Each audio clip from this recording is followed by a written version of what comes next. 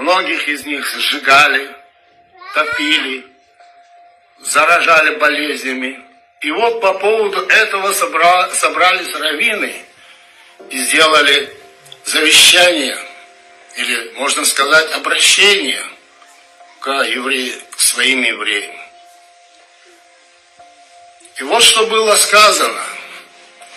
Если вас сжигают, если вас убивают, если вас незаконно сажают в тюрьмы, издеваются над вами, сделайте так, чтобы ваши дети, ваши внуки стали судьями, адвокатами, лучшими юристами.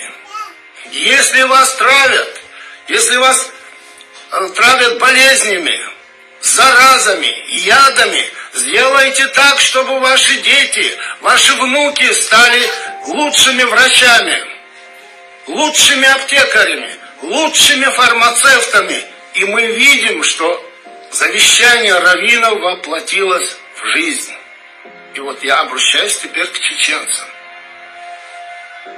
Уважаемые соплеменники, возьмите пример вот именно с этого завещания и сделайте так, как просили раввины, как завещали раввины евреям. Да, чеченцы выдающиеся спортсмены.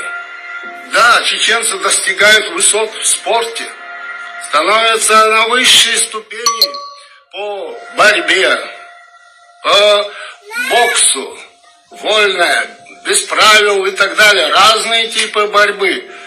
Но, а где же эти высоты? Где же чеченцы-юристы? Их нет. Вы оставляете свой народ незащищенным, господа, соплеменники, друзья. Поэтому над нами творят вот эти вот преступления. Поэтому нас выдворяют, депортируют, издеваются, убивают. 300 тысяч убито.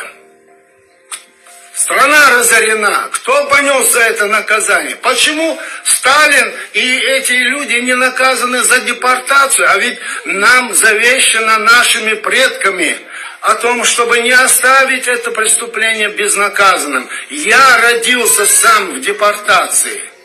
Я бьюсь, как рыба об лед, пытаюсь что-то сделать. Но я совершенно одинок в этой борьбе. Я себя чувствую, может быть, там кто-то старается, что-то делает. Поэтому, суммируя все то, что сказано, я прошу своих соплеменников, примите все это во внимание, сделайте соответствующие выводы, не подвергайте свой народ истреблению, ведь может все случиться. Дал Аллах что Элой, дал это Бой, дал Дикнак Дой. Спасибо за внимание.